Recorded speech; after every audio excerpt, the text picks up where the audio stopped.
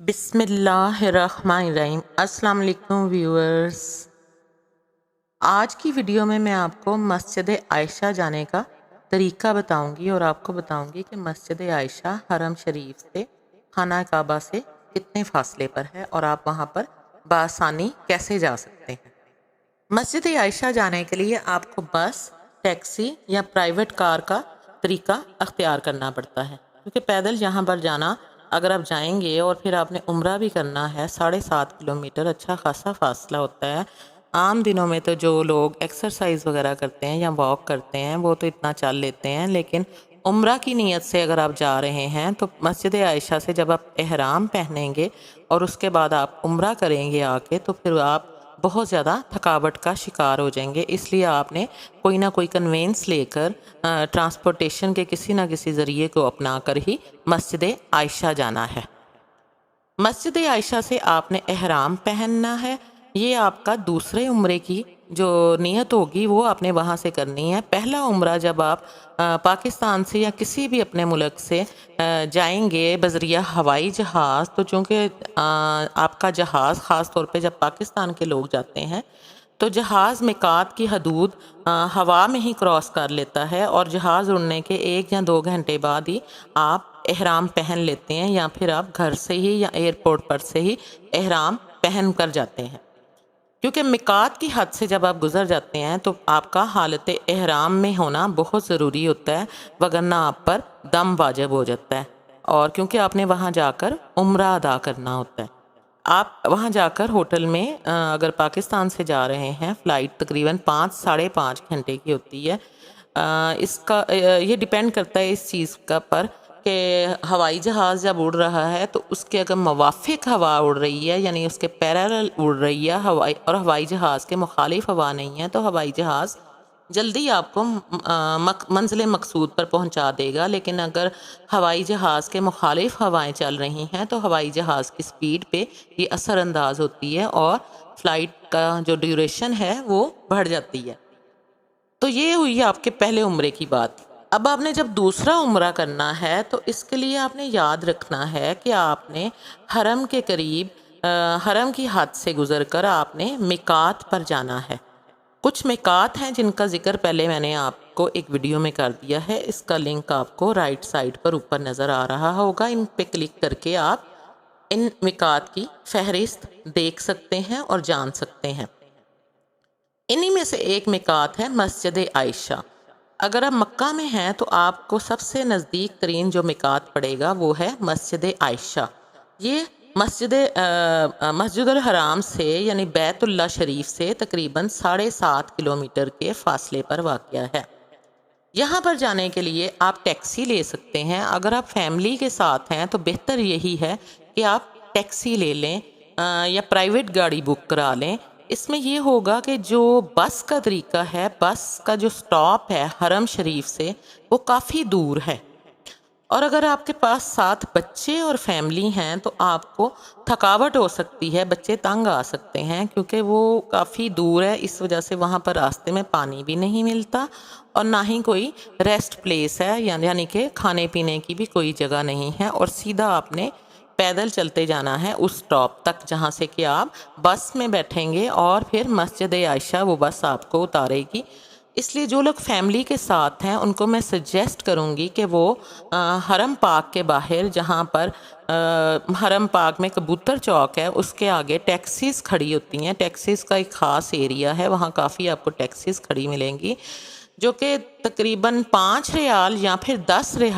ریال فی پرسن، ایک بندے کے حساب سے 5 تا 10 ریال لیتی ہیں، اور بھی لوگ آپ کے ساتھ بیٹھتے ہیں۔ شیئرنگ پہ ہوتی ہے یہ ٹیکسی، جس میں آپ بیٹھ کر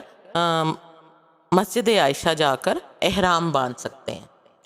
اور یا تو آپ یہ ٹیکسی لے لیں، یا پھر آپ اگر پرائیویٹ ٹیکسی فل بکنگ کروانا چاہ رہے ہیں تو پھر آپ فل بکنگ ٹیکسی کی 50-60 ریال میں ہو جائے گی۔ یہ ٹیکسی کی کنڈیشن پر اس کی سیٹس کی تعداد، یعنی کہ وہ بڑی گاڑی ہے،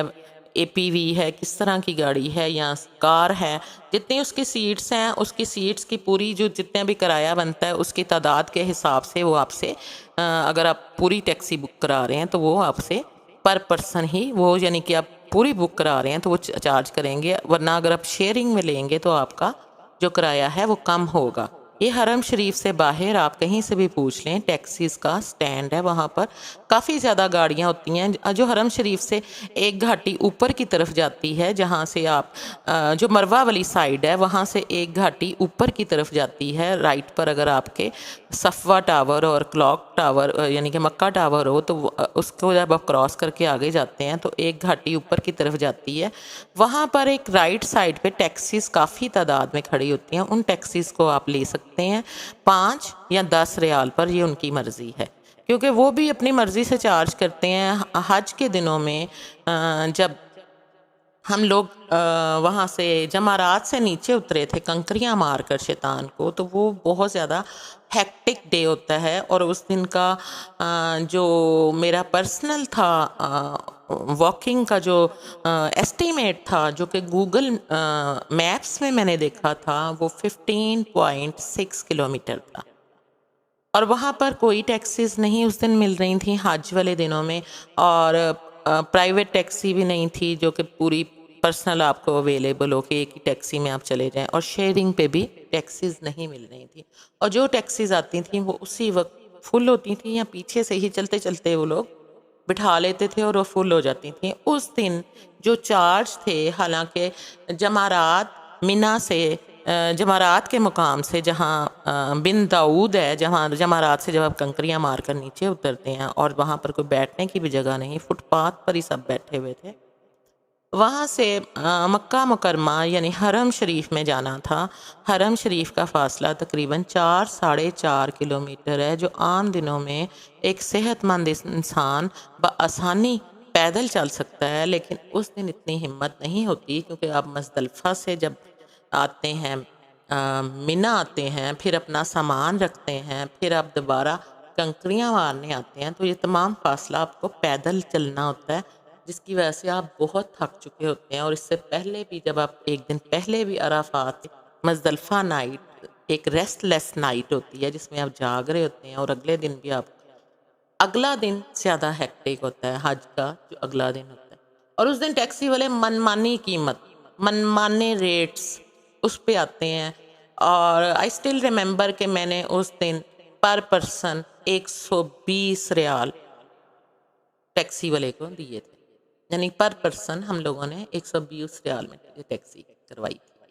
صرف حرم پاک تک کے لیے، اور وہ ہارڈلی وہ 5-7 منٹ کا راستہ،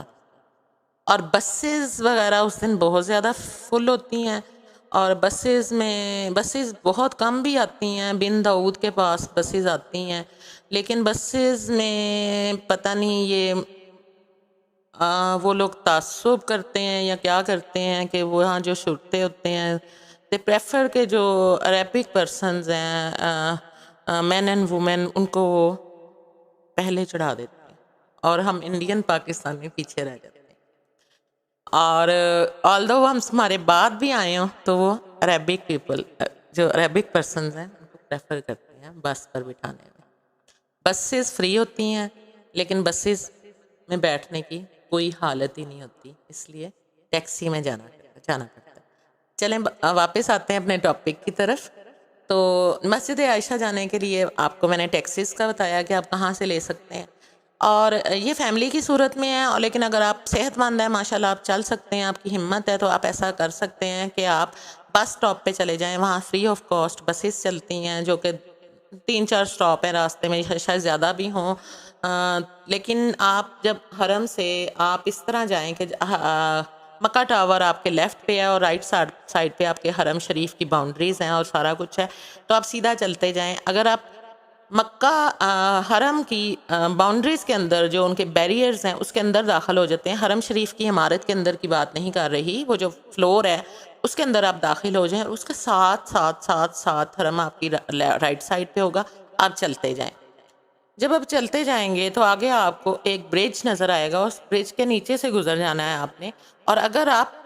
حرم پاک کی اس باؤنڈری کے باہر کی طرف ہیں، روڈ کے اوپر ہیں، یعنی مکہ ٹاور آپ کی لیفٹ پر ہے اور آپ سڑک پہ چل رہے ہیں، پھر بھی آپ نے سیدھا چلنا ہے، لیکن یہ راستہ کچھ لمبا ہے، اور جو حرم کے ساتھ ساتھ باؤنڈری ہے، حرم آپ کی رائٹ سائڈ پہ ہے، آپ باؤنڈری کے اندر داخل ہو گئے ہیں، جو بیریئرز ہیں ان کے اندر داخل ہو گئے ہیں، وائٹ فلور جو حرم کا لگا ہوا ہے اس کے ساتھ ساتھ آپ نے حرم کے اندر نہیں، میں کہہ رہی حرم کی باہر والے حصے کی طرف آپ نے سیدھا آگے چلتے جانا ہے، اور کافی آگے چل کر آپ کو ایک برج نظر آئے گا، آپ نے وہ برج کراس کر دینا ہے، آپ نے کسی سے بھی پوچھ لینا ہے کہ یہاں پہ بس سٹاپ کہاں ہے، اور آپ نے سیدھا چلتے جانا ہے، اور کافی دور جا کر میں نے اس کا تجربہ کیا ہوا ہے، سٹاپ تو آ ہی نہیں رہا تھا، بڑی دور تھا، نظر بھی نہیں آ رہا تھا، ایسے لگ رہا تھا کسی جنگل میں سے گزر رہے ہیں یا کوئی بیابان سا علاقہ ہے، اور مجھے تو ایسے لگا کہ جیسے کسی غلط جگہ آ گئے ہیں، لیکن کچھ لوگ اور بھی جا رہے تھے تو ہم بھی جاتے رہے، لیکن وہ بہت دور ہے، دوبارہ ہم نے اس طرف سے بس پر جانے کی ہمت نہیں کی. Although these buses are air conditioned and fully operation and in a good condition, but فاصلہ بہت زیادہ ہے، یعنی حرم سے ان کا فاصلہ بہت زیادہ ہے. تو ہم لوگ کافی دور چلنے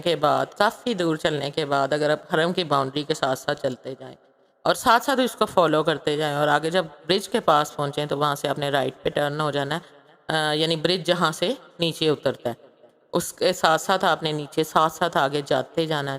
ہے، تو وہاں پر رائٹ ہینڈ پر آپ کو بس اسٹاپ نظر آئے گا، چھتریاں نظر آئیں گی، وہ جو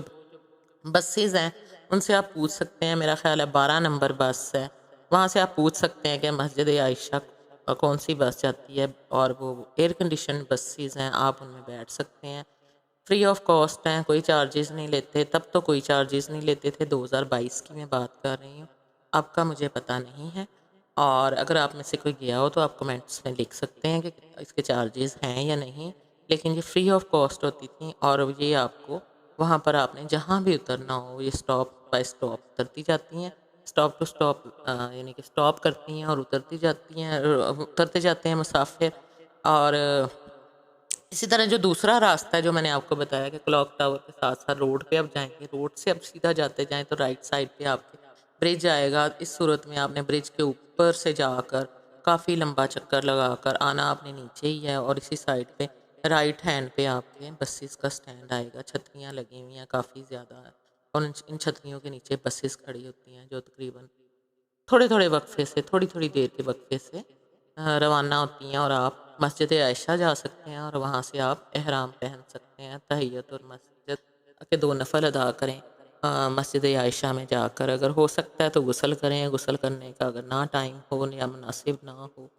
تو آپ وضو کر لیں، اگر آپ کا وضو نہیں ہے، اور مسجد عائشہ میں تحیت المسجد کے اور عمرے کے نوافل ادا کریں. اور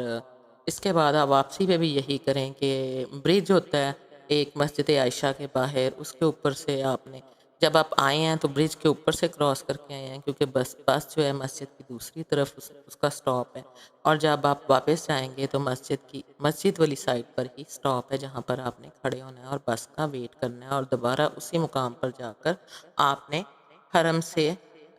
قریب ترین سٹاپ پر اتر جانا ہے، وہ اس کا شروع کا سٹاپ ہے، یعنی کہ پہلا سٹاپ یہ، وہاں سے ہی بسیں چلتی ہیں اور پھر آگے جاتی ہیں.